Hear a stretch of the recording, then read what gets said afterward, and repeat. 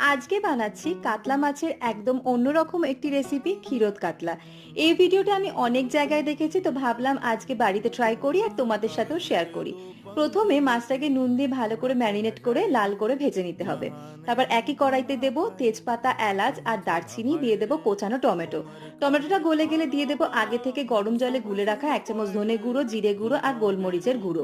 মশলাটা ভালো করে কষে গেলে দিয়ে দেব 1 গ্লাস দুধ। দুধের মধ্যে আমি আগে থেকেই 1 চামচ ময়দা গুলে রেখে দিয়েছিলাম। তারপরে দেব 1 চামচ চিনি, স্বাদ অনুযায়ী নুন আর কোচানো কাঁচা লঙ্কা। গ্রেভিটা ফুটতে শুরু করলে দেব আগে থেকে ভেজে রাখা কাতলা মাছগুলো। তারপর 10 মিনিট হাই ফ্লেমে হতে দেব। 10 মিনিট পরে গ্রেভিটা মাখা মাখা হয়ে গেলে গ্যাসের ফ্লেম বন্ধ করে ছড়িয়ে দেব 1 চামচ গোলমরিচের গুঁড়ো, কোচানো কাঁচা লঙ্কা আর 1 চামচ ঘি। এবার ঢাকা চাপা দিয়ে 10 মিনিট স্ট্যান্ডিং টাইমে রেখে দেবো। সত্যি বলতে এটা খেতে কিন্তু দুর্দান্ত হয়েছিল। তোমরা বাড়িতে ট্রাই করো আর করে জানিও কেমন লাগলো। Thanks for watching, tata.